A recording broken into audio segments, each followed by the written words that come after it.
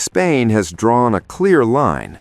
Madrid says it will not join U.S. President Donald Trump's newly announced Board of Peace, a global initiative unveiled at the World Economic Forum in Davos.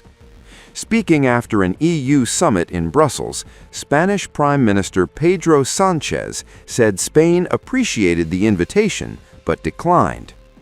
The decision, he said, reflects Spain's commitment to multilateralism, international law, and the United Nations system.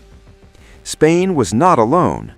Absent from the board's launch were most of Washington's traditional allies, including Britain, Canada, and all European Union members except Hungary and Bulgaria.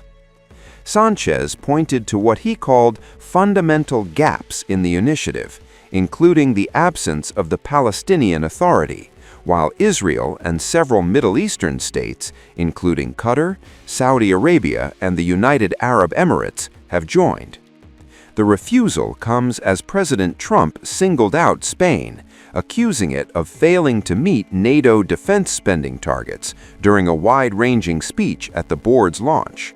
I also secured commitments from virtually all NATO allies to increase their defense spending to 5% of GDP. Everybody but Spain. I don't know what's happening with Spain. Why would they not do that? They want a free ride, I guess, huh?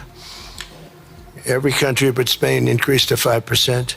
I don't know why. We're going to have to talk to Spain. Trump insisted the Board of Peace could work alongside the United Nations, despite his long-standing criticism of the body, calling the combination very unique and a possible path toward stability in the Middle East. He said the idea originated from Gaza, claiming the war there is coming to an end, and warning Hamas to disarm or face annihilation. And many have said that if Hamas doesn't do what they promised they would do, and I think they probably will, but they were born with rifles in their hands. They were literally born. The first day they had a rifle put into their hands, but they have to give up their weapons, and if they don't do that, it's going to be the end of them. But many countries have told me we want to go in and do it, and they really aren't countries that you traditionally think of as being involved in that. But that's the fire. Hezbollah in Lebanon, we have to do something about that. But there's tremendous potential with the United Nations, and I think the combination of the Board of Peace with the kind of people we have here, coupled with the United Nations, can be something very, very unique for the world. It's for the world. This isn't United States. This is for the world. As everyone can see today, the first steps toward a brighter day for the Middle East and a much safer future for the world are unfolding right before your very eyes. Together, we are in a position to have an incredible chance. I don't even call it a chance. I think it's going to happen. To end decades of suffering, stop generations of hatred and bloodshed, and forge a beautiful, everlasting, and glorious peace for that region and for the whole region of the world, because I'm calling the world a region. The world is a region. We're going to have peace in the world. And boy, would that be great. But in Madrid, Sanchez offered a very different message. He accused Washington of disregarding international law and creating unprecedented tension in transatlantic relations. Calling for Europe to face reality, Sanchez urged UN nations to strengthen internally, pooling defense resources, deepening integration, and acting collectively in a rapidly shifting geopolitical landscape. He also addressed Greenland, rejecting U.S. ambitions outright. I believe we all are quite aware of what has been happening these past few weeks, and therefore we must face the reality. And the reality is that the government of the United States is simply not respecting international law and is straining, as it has never done before, the transatlantic relationship between the United States of America and the European Union.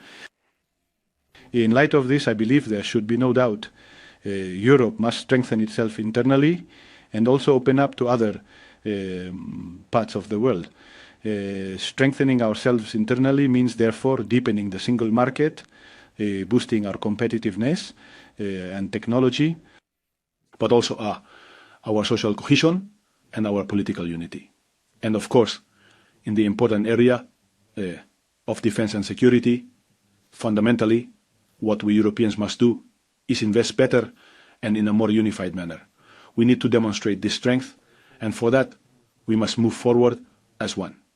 And we have always, from the Spanish government, maintained that if there isn't a unified approach among the 27 member states concerning this integration process, then we should proceed at different speeds. However, the time has now come for Europe to make that crucial decision to implement this integration into all of those policies that can allow us to truly be counted and to hold significant weight and to project a clear and influential voice within a geopolitical context that is currently undergoing significant change, as various media outlets have been reporting in recent days. I believe that's why we also held this extraordinary European Council, to make it clear that Europe wants a world, a better one. That is based on clear rules, on respect for international law, and therefore not in subservience. A world that is governed, as I have previously stated, by the principles of international law, by mutual respect and by cooperation. A world, for example, in which the destiny of Greenland is not determined by military force, nor by the threat of commercial sanctions, and certainly not by private monetary interests. The future of Greenland belongs to its people, its representatives, and of course to the Kingdom of Denmark. So, and for this reason, Spain, Europe must prepare itself, and it is going to take all the necessary steps to ensure its protection against any potential threat or against any kind of attempt at coercion. The most important of this is the principle of unity and the principle of solidarity, and our unwavering support for Denmark and the people of Greenland. From the member states and the European Union, we won't return to a past where territorial sovereignty is practically a game, with the territorial sovereignty of countries, where a price is put on the very destiny of thousands upon thousands of citizens. Secondly, the steadfastness and unity of the European Union and its member states has compelled the American administration to decide to take a step back. And I believe it's important to state this as well, because we are the world's leading commercial power. I'm referring to the European Union as a whole, and we must act as such. And in the face of coercion, the attempt at coercion, well, evidently, I believe that Europe has instruments to respond with the due proportionality to this type of coercion. We do this, above all and fundamentally, for the sake of consistency, for a consistent policy that we have been implementing on behalf of the Spanish government, also when we discuss the future of the Palestinian men and women. And therefore, we act in coherence and consistency with our commitment to the multilateral order, the United Nations system, and international law. And it's clear that this meeting is outside the framework of the United Nations, and notably has not included the Palestinian Authority. The future of Gaza, and also of the West Bank, let's not forget, the future of Palestine as a whole, must be decided by Palestinians. And also the future of their peaceful and secure coexistence with Israel must be fundamentally resolved by Israel and Palestine through a negotiated process that implements the two-state solution, that allows the entry of humanitarian aid, and that, of course, guarantees lasting peace between both countries. This, quite evidently, implies that Spain will continue to work and remain fully committed to a peace process in which we have been actively involved for 30 years. Yesterday, we learned of a preliminary agreement between the NATO Secretary General and President Trump. At the moment, we have very few specific details, and I would like to ask you if you personally trust them, if we can truly rely on the United States today, and on that pact with Mark Rutte, for which we still have absolutely no information. And a second question regarding Spain's defense spending.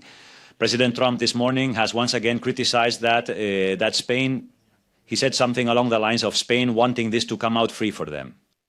He also mentioned that he'll need to speak with Spain at some point. I'd like to know if you are prepared to speak directly with the President of the United States and explain to him why Spain will not increase its contribution beyond 2%.